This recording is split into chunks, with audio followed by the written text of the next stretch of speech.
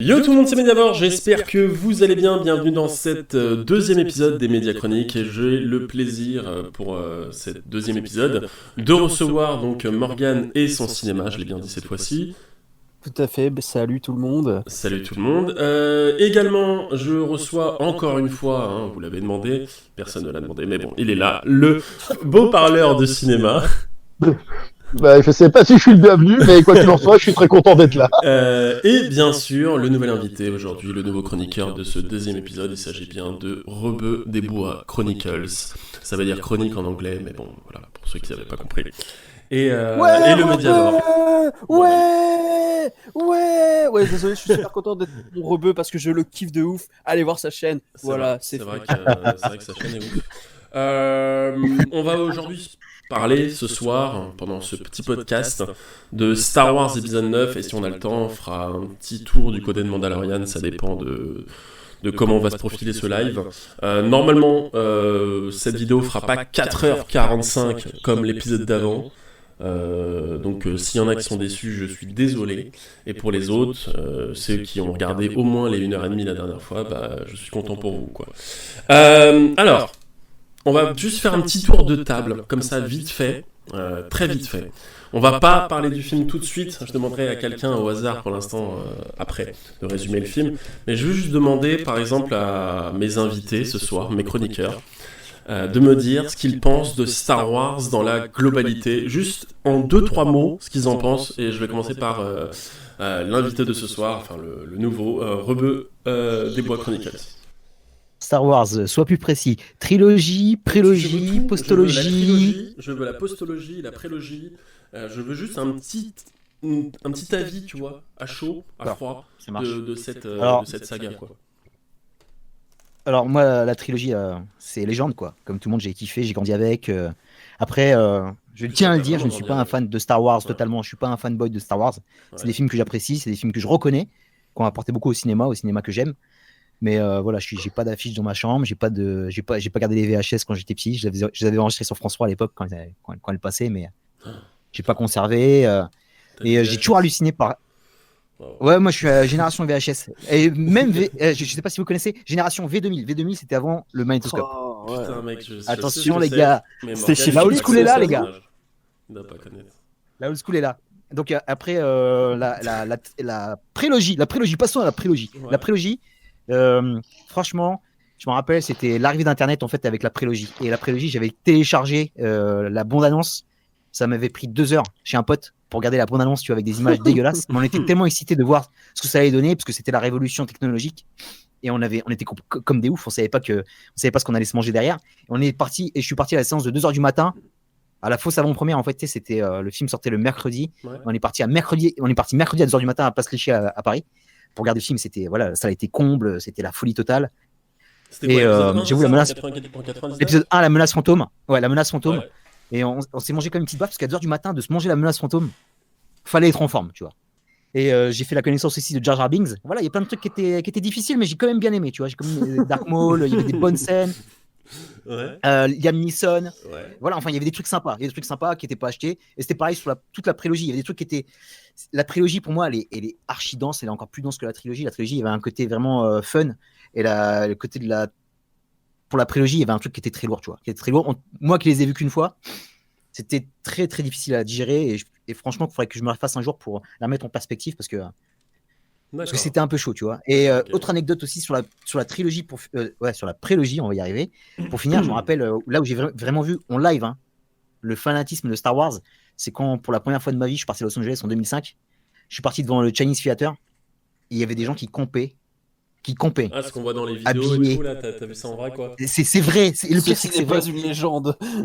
3 semaines à l'avance pour voir la revanche des Sith, c'était un truc de fou. Mais parce que quoi? Parce que c'est le cinéma où il est sorti le premier, c'est ça, non? Pour ça, ouais, il voulait être là, il campait, il y avait toute une organisation autour, il y avait des gens qui étaient là pour faire la bouffe, il y avait des gens qui étaient là, ouais. C'était une petite entreprise, ouais. C'était impressionnant. Tu penses que quand Star Wars Han Solo est sorti, il y avait des gens qui faisaient la queue et qui campaient aussi? Moi je l'ai fait, mais j'étais tout seul.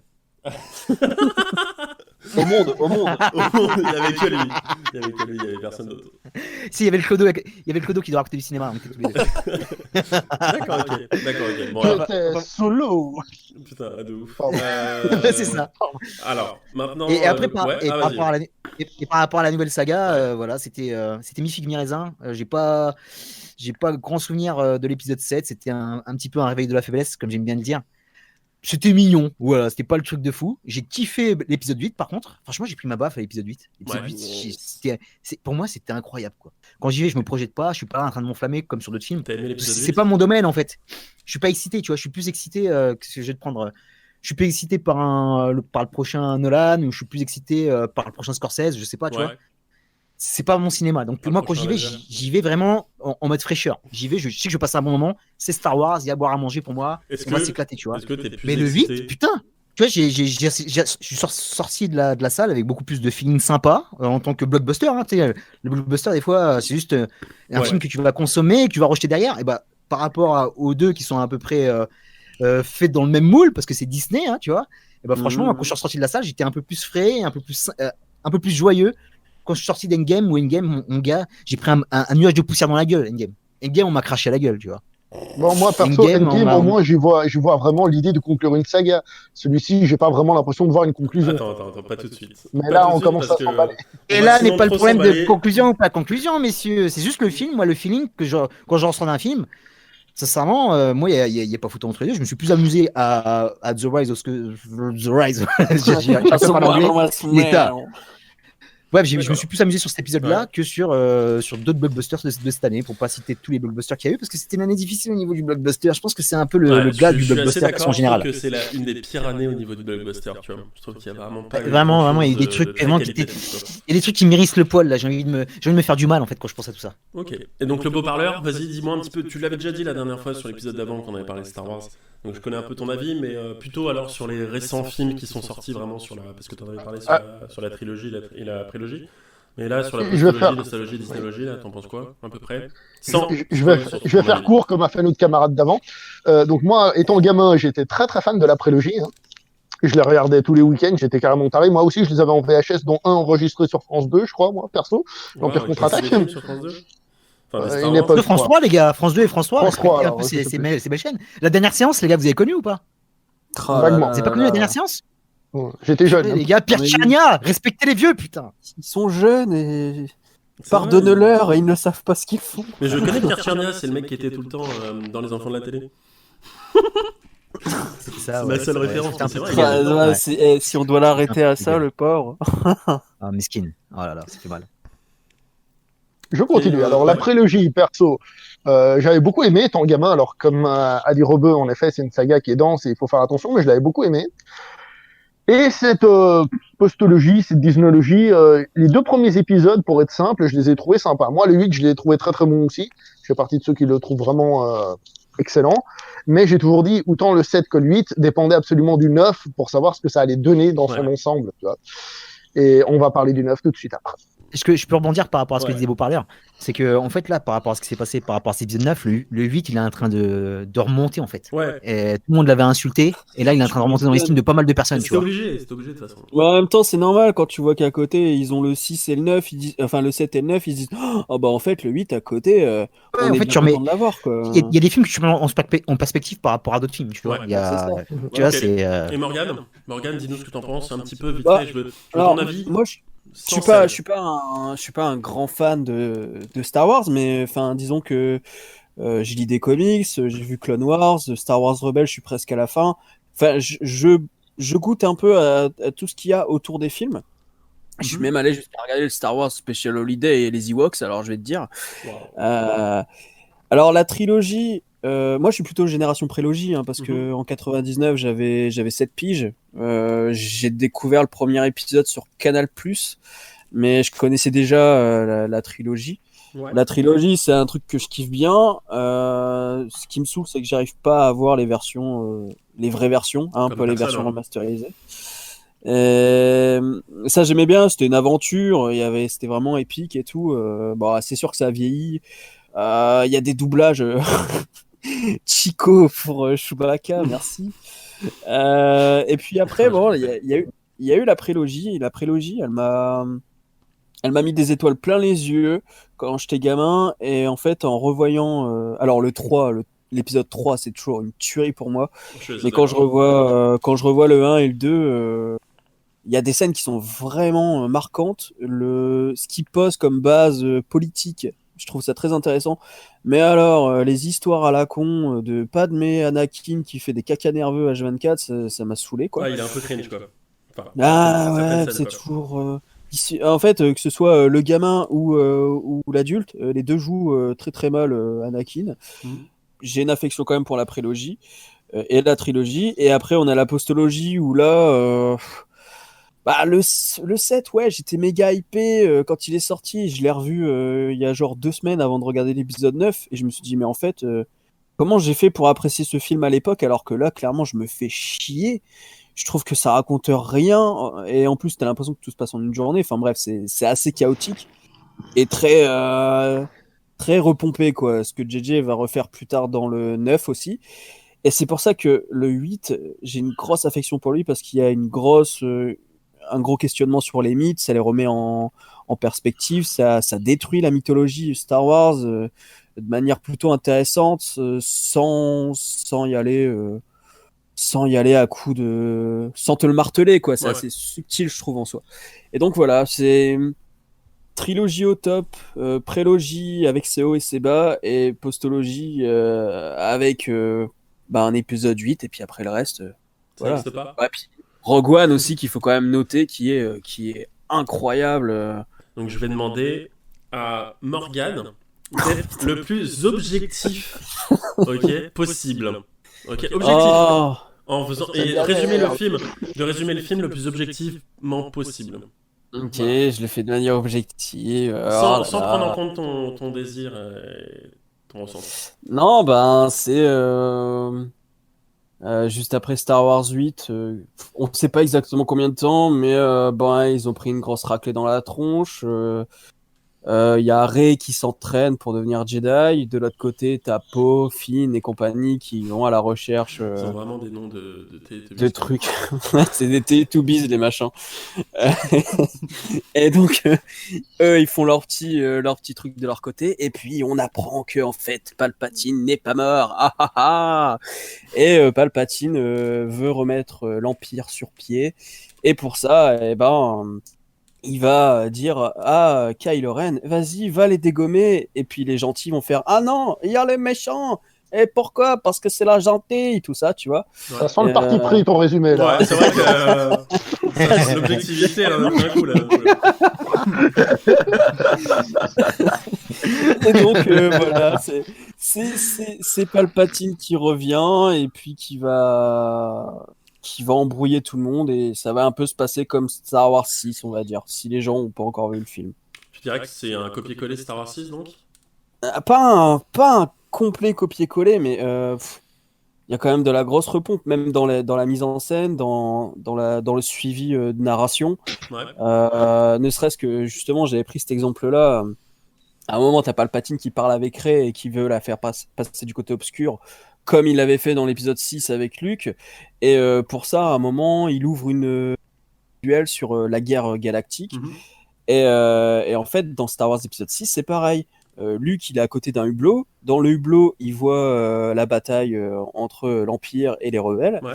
Pour que ça le déstabilise, pour qu'il passe du côté obscur. Et à côté de ça, t'as un Skywalker qui est là pour le sauver des griffes de Palpatine. Donc, dans le 6, c'était Dark Vador. Dans le 9, c'est Kylo Ren. Et il y a plein de choses disséminées par-ci par-là où ça a fait que ressucer l'épisode 6 comme il avait fait avec Star Wars 7. Ouais. J.J. Abrams, encore une fois, c'est juste un mec qui fait des remakes implicites. En fait, il faut repartir depuis le début, déjà. Ouais, c'est ça, en fait. Dans le 7, on l'a accusé d'avoir repompé ce qui se faisait dans la trilogie d'avant. Ok. Donc après, il y a monsieur Ryan Johnson qui arrive et qui, lui, renouvelle. Il fait des choses différentes. Ouais. Le premier, on l'insulte parce qu'il copie. Le second, on l'insulte parce qu'il innove. Donc il se retrouve à nouveau en mode, je fais quoi?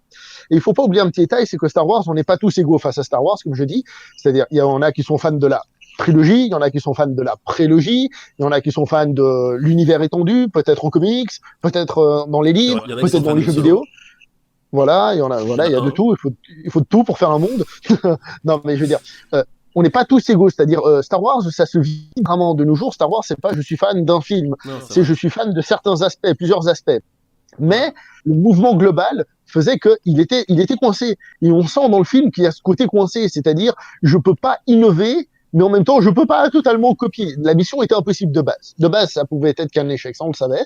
Mais bon, il fallait bien qu'il fasse quelque chose. Donc il l'a Je fait. pense pas. Je pense pas. C'est totalement volontaire ce qu'il a fait. Tu vois bien que c'est une revanche à chaque fois envers Ryan Johnson. Tu vois bien qu'à chaque Ouais, mais fois qu'il Ryan fait un Johnson, truc, c'était un peu une c'est revanche pour envers dire J.J. Abrams va te aussi. foutre Ryan, j'en ai rien à branler de ce que tu m'as fait. Voilà ce que moi je balance. C'est contraire à ce que tu m'as fabriqué dans ton épisode 8. Mais j'en ai rien à foutre. Je fais mon épisode. Et c'est pour ça que c'est trop le bordel. Parce que le gars, il a pas. Mais il y a pas. Moi, je comprends pas, les gars. Je sais pas si vous connaissez bien les prods, mais il y a pas un capitaine de bateau qui peut diriger tout ce bordel Bah, là. c'est C'est un Kathleen truc de fou Kennedy, quand même. quoi. Que... Kathleen Kennedy Bah, ou, c'est la meuf de Lucasfilm Parce que- qui va se faire virer apparemment d'ailleurs de ce que j'ai entendu. Quoi, Kathleen Kennedy va se faire virer? c'est- Ouais, j'ai entendu entendu dire aussi, qu'elle ouais. se Ah ouais, fait ça virer fait par 25 rapport ans à- qu'elle fait ça? Putain, abus, c'est quoi? Bah, Dinguerie, ça, tu sais, parce que moi, j'ai beau de critiques envers le Marvel Cinematic Universe, Kevin Feige, il a poncé cette série Ça- télé géante, il l'a poncé de A à Z, et il y a un final, comme tu as dit, il y a une conclusion, tu vois. Ouais, Kevin Feige. Là, là, sur Il y a 3 une épisodes, différence. c'est quand même. Ouais, et 3 épisodes, quand même, c'est bordélique, la ligne directrice, c'est ça qui est dommage. C'est sûr que l'animal, il est malade, il est blessé, quoi. C'est le gros souci de Exactement, cette c'est là trilogie, la quoi. différence. C'est que Ouais, c'est ça, ouais. Marvel, ça fonctionne. Donc si ça fonctionne, il continue. Et si ça fonctionne et on lui dit c'est génial, bah il continue. Mais là, d'entrée de jeu, on est en train de le bombarder. Donc ce qu'ils font, c'est qu'ils essayent de s'adapter un peu en direct, tu vois. Alors Morgan a dit un truc intéressant. Il dit que dans l'épisode 9, J.J. Abrams, il n'arrête pas de dire fuck Ryan Johnson. Je suis tout à fait d'accord. Mais pire encore, il fait fuck à certaines idées qu'il a mis lui-même en place dans le set. c'est vrai. Parce C'est que vrai que- Finn, ça veut dire que c'est lui qui l'a écrit. C'est lui qui l'a écrit, Finn, hein. Et Finn, Ah, dans le le pauvre premier, Finn. on avait un petit côté, un petit côté peut-être amoureux avec Rey, tu vois, c'était un peu ce qu'on avait dans le 7. Et là, dans le 9, en fait, il sert à rien, en fait. Finn, Vous avez il vu m'a le- trop fait ouais. penser à un truc. C'est, vous voyez, en fait, dans les années 80-90, on utilisait Eddie Murphy comme le black de service qui faisait Ouais. délirer tout le monde. Et bah, Finn, c'est exactement ça dans ce film. Moi, j'ai kiffé toutes les scènes dans le désert. Là, ils sont dans un canyon. T'as Kylo Ren qui arrive avec sa navette. T'as Rick qui saute par-dessus. C'était vachement beau, ça. J'ai beaucoup aimé. J'ai beaucoup aimé la Ouais, mais réalisation. derrière, t'as les vieilles vannes du genre oh, ils volent maintenant. Non, mais- Oh, ils volent maintenant. Tu vois, c'est mais l'écriture ouais, est relou, même si c'est bien foutu visuellement. Tu vois, Non, il y avait quand même des beaux visuels. J'ai bien aimé la bataille finale et elle m'a filé les frissons. Il y a des petits moments frissons, tu vois. Il y a des petits moments frissons. J'ai beaucoup aimé tout le parcours de Kylo Ren. J'ai kiffé la bataille sur l'épave de l'étoile noire là dans la mer. Sans moi, après, je suis parti pris. Tu me mets des vagues, tu mets la nature qui se déchaîne. Je suis comme un ouf. Donc, Question. ça me suffit largement, tu vois. Ouais. Petite question, pendant qu'on parle de ce combat au sabre laser. J'ai pas vu beaucoup de monde, tu me diras, je l'ai pas dit dans ma vidéo non plus, mais j'ai pas vu beaucoup de monde qui a réellement compris ces combats. Pourquoi est-ce que les combats au sabre laser entre Rey et Kylo ne sont pas épiques dans le film? Est-ce que vous arrivez à me dire pourquoi? Parce c'est pas des pas combats. de plan large. Il n'y a pas de plan large. Non, c'est pas ça. Si, C'est si, bien trop sûr, mais technique. si. c'est Non, la non, construction. Mais t'es trop si. technique. Non, Mais non, non. non. Mais Chut, attends. Mais beau pas alors, Non, tu je t'explique. me réponds. Non, mais je t'explique. Non, tu peux pas. C'est de la technique cinématographique. À partir du moment où tu n'as pas de plan large pour accorder le peu d'affrontements qu'il va y avoir, tu peux pas comprendre les mouvements, tu peux pas comprendre les enchaînements. Donc évidemment que c'est le bordel, parce que tout est en plan rapproché de taille, voire épaule. Qu'est-ce que tu veux comprendre à l'enchaînement, au combat, quand la rivalité, elle se fait rapprocher et que t'as pas les mouvements globaux du corps? C'est ça qui manque, c'est un plan large. Et, là, tu parles de la technique. Moi, je parle du ressentiment. C'était Moi, je pas parle des plus du combats entre eux, en fait. ressentiment aussi, Ouais. Ah C'est ouais, pas non, des- mais c'est Beau Parleur qui parlait de l'aspect technique, donc moi je réponds. Non, pas de l'aspect technique. Pas de l'aspect C'est pas des technique. combats. Ils se combattent pas. Ils sont pas à la vie à la mort. Ils veulent pas se tuer. Exactement. En fait. Ouais, Ça, le le souci. problème, En fait, le problème de- C'est des ça, ouais. scènes de sexe, bordel. Et il y a pas de portée dramatique dans ces Ouais, c'est plus fights. des quoi, tu vois. préliminaires où les Exactement. mecs essayent de Non, mais c'est ça, toucher c'est un vite fait, ressenti sexuel, c'est une représentation de l'acte sexuel entre les deux. À la fin, il y en a un qui tue l'autre et qui la ramène à la vie, puis après le gars il fait oh tout d'un coup je vais revoir mon père et oh tout d'un coup je suis gentil. C'est ça que ça représente. C'est pour ça que les gens disent ouais c'est hyper épique, mais non c'est pas épique, ça se veut pas épique. Non, T'as pas l'impression de regarder un combat duquel va y avoir une décision profonde qui va en sortir. Je trouve que Après, en attendant, si c'est un équivalent sexuel, c'est mal filmé quand même. Enfin, Oui. je reprends ce que disait Rebeu. Rebeu, il disait que, honnêtement, la bataille finale, elle file des frissons. On peut pas, enfin, tu peux pas regarder le film, et Morgane, objectivement, quand t'as vu le film, tu peux pas dire vraiment, quand t'as vu le film, putain, cette scène, elle est nulle à chier, il se passe rien. Quand tu vois tous les espèces de cheveux moutes là sur le pont d'envol et qu'ils se battent comme ça. Et que, moi, j'ai sérieux, kiffé, bah moi je me suis tapé une barre, j'ai trouvé ça ridicule. Ah ouais, moi j'ai kiffé. Je trouvais Mais ça ouais, de ouf. Putain, et maintenant les chevaux ils respirent dans l'espace en plus. Enfin, fou. Mais ils sont pas dans C'est pas l'espace. vraiment l'espace, C'est pas un dans peu l'espace, ils particulier. sont Mais, sur ouais. Ouais. Non, je sais pas. Non, mais même, enfin, je trouve ça bidon. T'es quand même dans un space opéra et qu'est-ce que tu te retrouves avec des chevaux sur un vaisseau spatial, quoi. Les, les combats en termes de. Alors, un truc que je pouvais pas reprocher à JJ dans Star Wars épisode 7, et ce qui fait très bien aussi dans Star Trek, c'est super bien filmer les combats dans l'espace. Ça, il sait super bien le faire. Et ben là, même avec Star Wars 9, il ne sait pas le faire. Il ne Soit ça se passe dans les cabines, ou soit ça se passe ailleurs, mais jamais tu vas avoir de trucs sensationnels en termes de combat dans l'espace. Et même quand t'as un mec qui va se faire buter dans un X-Wing, il n'y a aucune émotion parce que bon, ben, soit le personnage on s'en foutait à la base, soit parce qu'il meurt au loin et donc c'est mal filmé, comme la mort de Black Widow dans Endgame, quoi. Il n'y a pas d'émotion dans la mort des mecs. Je trouve que la scène finale où t'as tous les vaisseaux qui arrivent, tu sais, dans l'espace, et qui arrivent comme ça, vraiment histoire de sauver, dire on est tous là, on est tous venus, tu sais, comme voilà, on est tous venus pour vous aider. Elle est bien, mais le problème c'est que j'ai l'impression qu'il manque 10 scènes en fait. En fait, je trouve qu'ils se font baiser trop rapidement, tu vois. En fait, ce qui se passe, c'est que ça manque d'épique. C'est-à-dire, le film, comme le film est rapide et il enchaîne des trucs, c'est une qualité à certains moments, mais il y a des moments, il faut qu'on ressente plus la chose. Là, quand les vaisseaux ils arrivent, il faut qu'on ait peut-être une sensation que, à ce moment-là, c'est plus les rebelles, c'est les résistants, enfin les mecs là, ils sont en train de prendre l'avantage. Par exemple, que tu dis, oh c'est cool, là ils vont les niquer, et puis tout d'un coup, l'empereur il fait, boum, non, c'est moi qui voulais. Mais en fait, on n'a pas du tout cette sensation. Et après... Ouais, c'est un film qui a mal bossé ses transitions, quoi. Les transitions, elles sont hyper mal faites, ça va super vite et t'as pas le temps de souffler. Est-ce que je peux parler du début du film? Moi aussi, il y a une scène au début au début, je l'ai vu, j'ai trouvé ça super cool, et après, j'ai réfléchi 2 secondes et j'ai fait, mais en fait, elle tient pas debout, cette scène. Je me suis posé la même question. Parce que déjà, il y a plusieurs choses. Bon, alors, comme on l'a dit, le temps a passé depuis les autres trilogies. Donc déjà, première chose, les TIE Fighters, maintenant, ils vont à vitesse lumière aussi. Ils rentrent en hyperespace. Ce qui veut dire que ce sont plus des chasseurs, l'équivalent des avions qui se portent sur des porte-avions qui sont transportés. Maintenant, même les TIE Fighters, ils peuvent aller en hyperespace. Bon, c'est nouveau, pourquoi pas.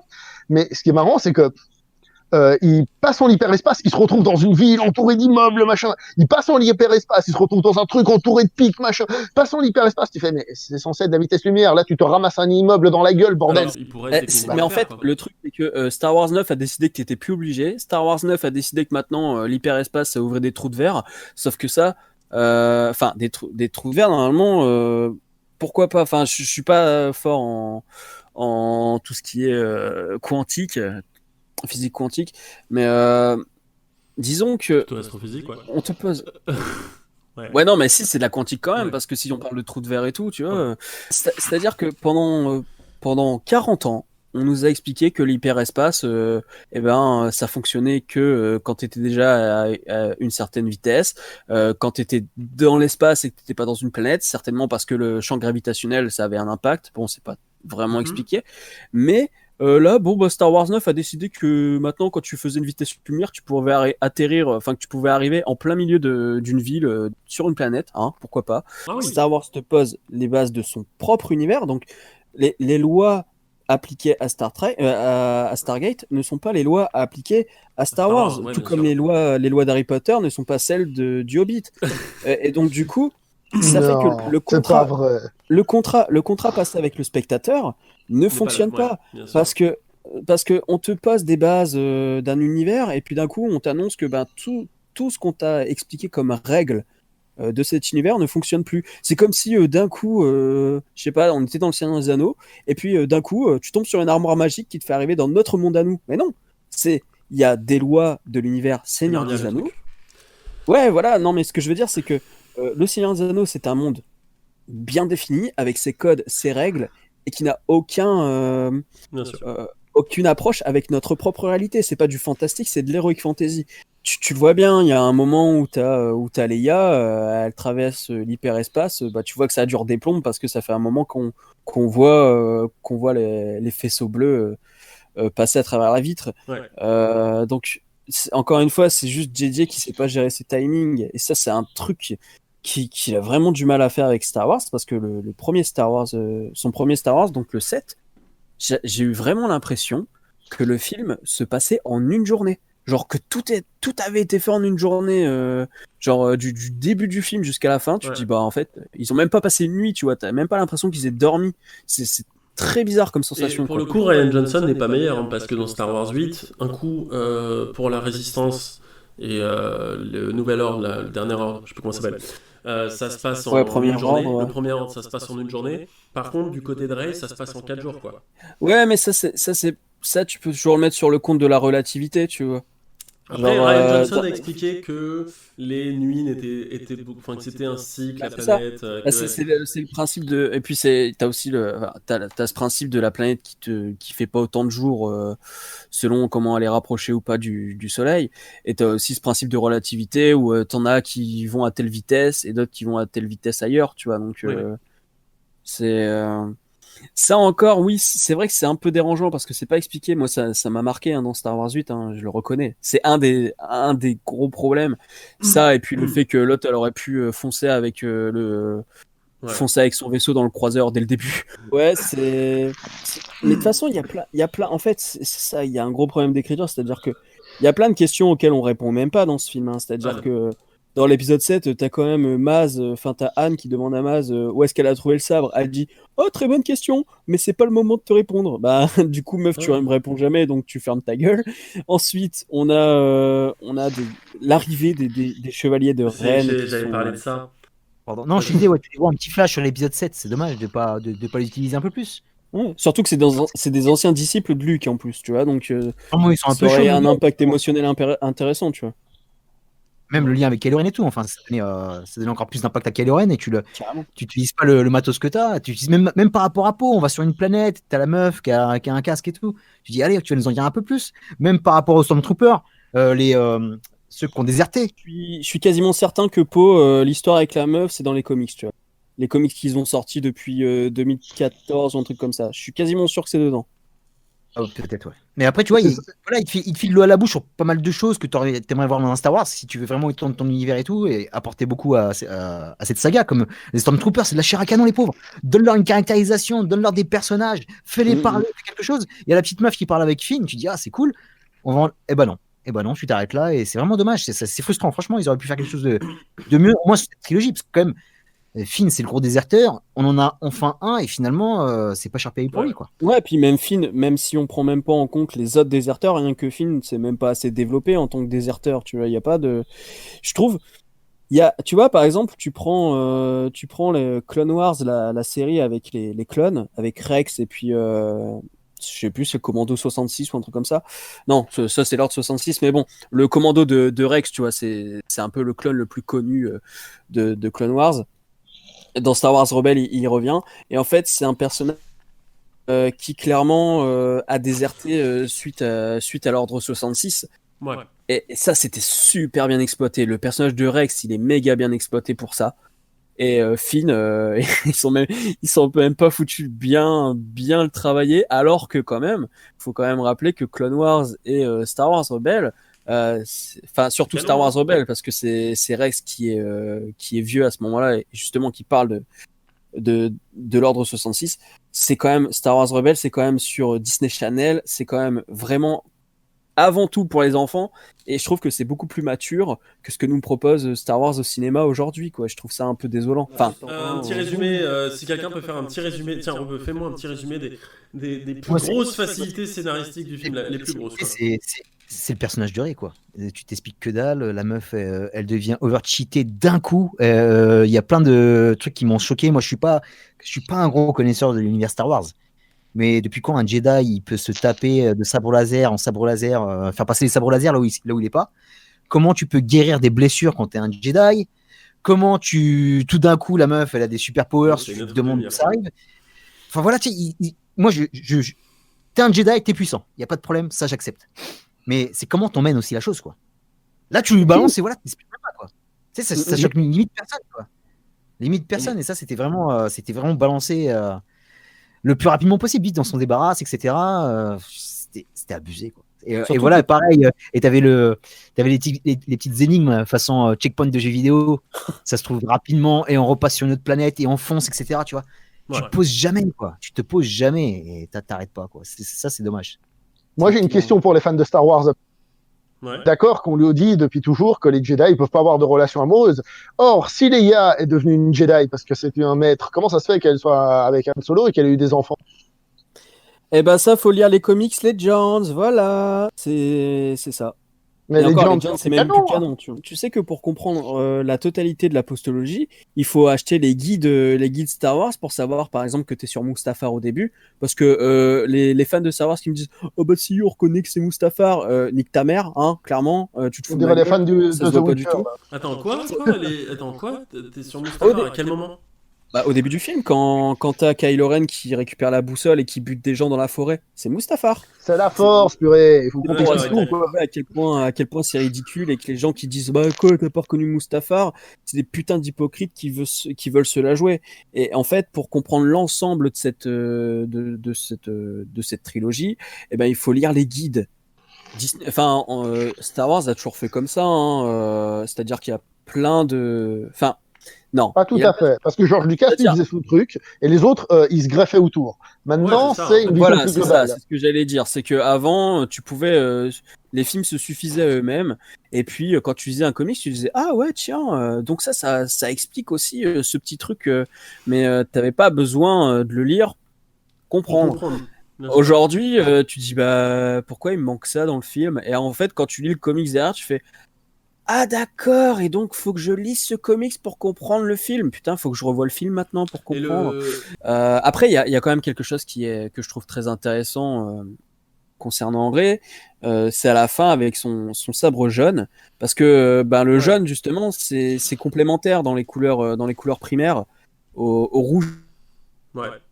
Il y a deux types de couleurs primaires. Il y en a une où le vert est complémentaire au bleu et au rouge, et le jaune, lui, il est complémentaire au magenta et au cyan. Mais en soi, ça reste quand même le cyan, ça reste du bleu, et le magenta, ça fait partie. Je plus comme les couleurs primaires, tu vois, bleu, rouge et jaune. Je le voyais comme ça. Et en fait, le truc, c'est que vert, c'est pas possible parce que Yoda, etc. Mais donc le jaune, c'est pour dire finalement que le jaune est complémentaire aux deux couleurs primaires que sont les sabres laser principaux dans l'ordre Jedi, donc le bleu, et chez les Sith le rouge. Donc j'ai trouvé ça très intéressant. Mais encore une fois, c'est juste un plan bidon à la fin. Moi, j'en fais cette interprétation, mais c'est même pas dit qu'eux ils y aient pensé, tu vois. Je sais même pas. Je pense que oui, parce que c'est comme ça que je l'ai ressenti aussi. Pareil, je l'ai ressenti comme ça aussi. Hein. Ouais, mais le problème, tu vois, c'est que Star Wars Rebels, par exemple, les gardes du Temple Jedi, ils ont un double sabre avec un cristal jaune. Donc, dans l'univers étendu, ça signifie autre chose. En effet. Non, mais c'est pas l'univers étendu, Star Wars Rebels. Rebels, tout ce qui est pas film, c'est étendu, même si c'est canon. Enfin, moi, je vois comme ça. Non, parce que l'univers étendu, c'est tout ce qui est devenu Legend aujourd'hui. Mais enfin bref, tout ça pour dire que de toute manière, à partir du moment où c'est canon, ça veut dire que là, notre vision de sabre jaune, elle est contradictoire avec l'utilisation qu'ils font du sabre jaune dans Star Wars Rebels, tu vois. Donc je sais vraiment pas ce qu'ils ont voulu faire avec ça. D'accord. Je préfère me dire que cette interprétation est bonne, comme ça me laisse penser qu'il y a eu au moins une bonne réflexion dans ce film.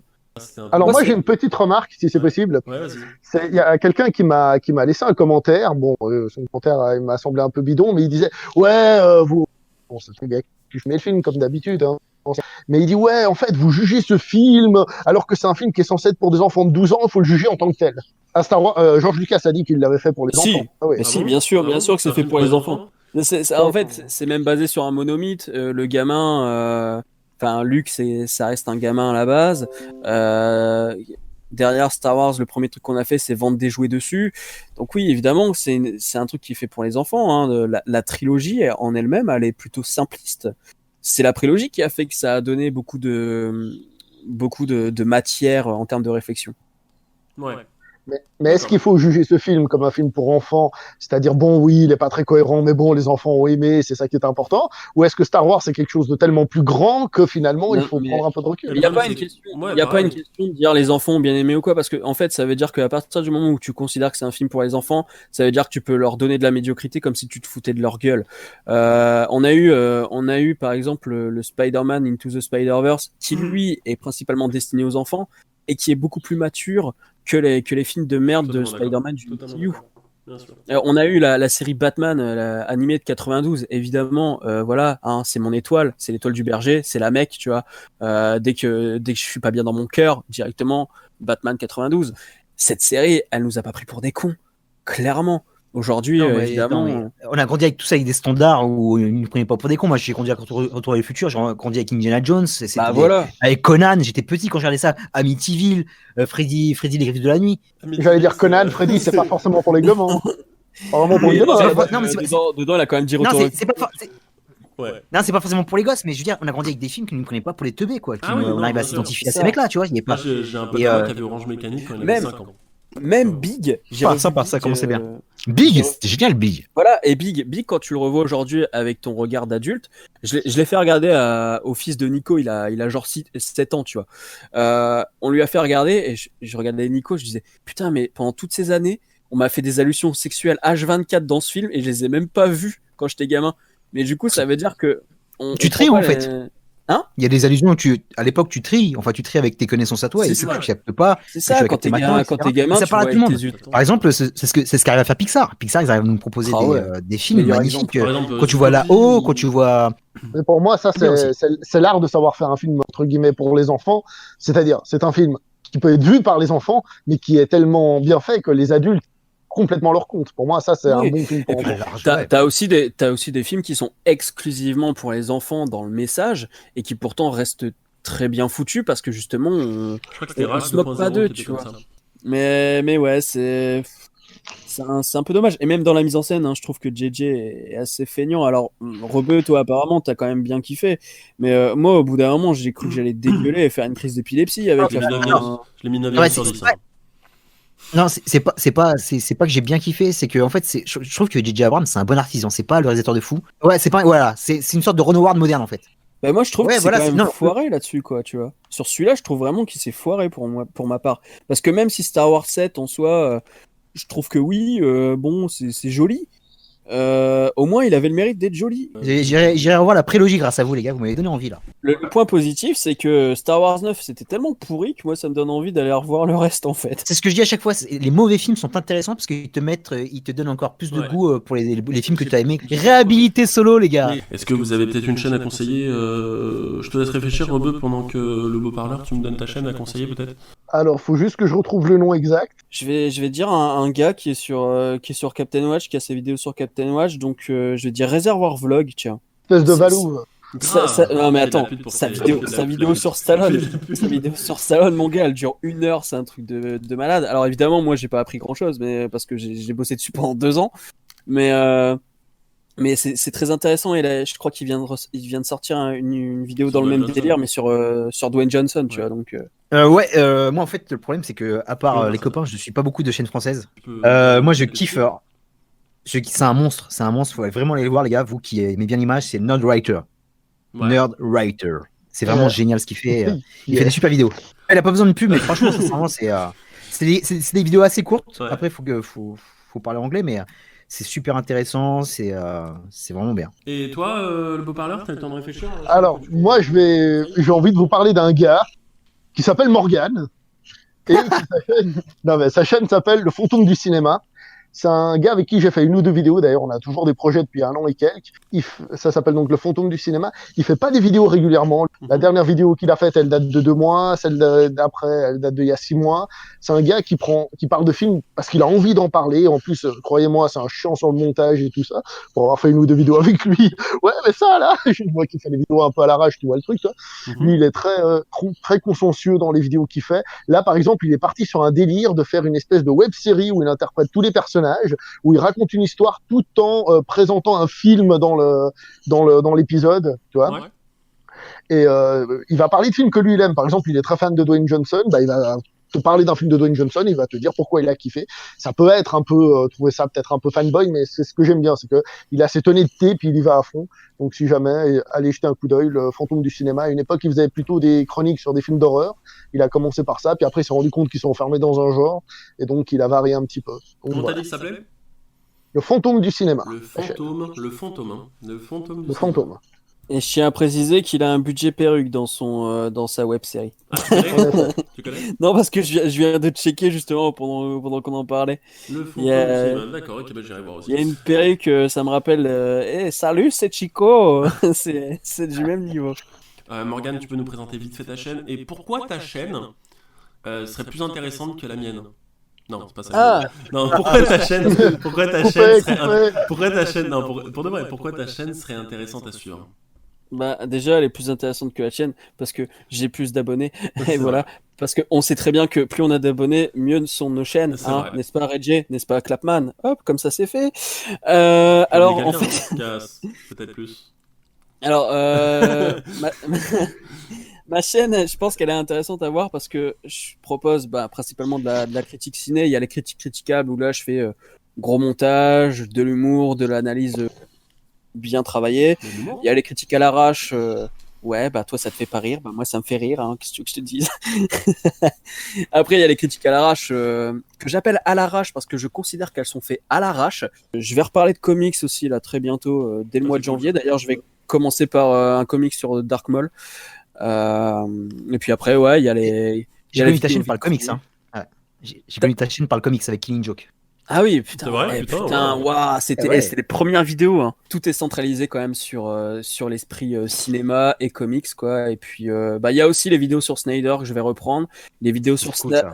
sur Stallone qu'il faut que C'est je ça. commence, qui sont adaptées de mes mémoires. Fini et- Snyder et fait Stallone, bordel. Fini en fait, Snyder, parce que Snyder, je kiffe, mon pote. Donc, Ouais, mais fini je Snyder préfère- et fait Stallone. Je suis obligé de faire le passage de Stallone des années 70 à 80 pour que les gens comprennent ma vidéo sur les années 80 par rapport à Snyder, Général, tu vois. C'est vrai qu'il compte beaucoup, ouais. C'est vrai qu'il compte beaucoup Stallone dans les années 80. Et puis voilà, je fais des vidéos plus poussées, plus universitaires parce que c'est des adaptations de mes recherches universitaires comme le spectateur face aux nouvelles images avec YouTube et Twitch ou alors la couleur dans Pleasantville, ce genre de choses, quoi, voilà. Ok. Bon, alors pour faire simple, en gros, je suis un connard qui parle sur Internet, qui sur des Ah films non, le ça connard. intéresse les gens. Tu sais que quand tu dis connard je suis un connard sur YouTube, ça me fait penser à Clapman parce que c'est sa bio. Parce que lui, il désigne comme connard, donc C'est ce qu'il dit, voilà. il dit, c'est tu- ça. Ouais, bio, oh, voilà. j'ai commencé avant lui à me désigner comme connard, hein, pour la petite histoire. Il a dû me le piquer, ça.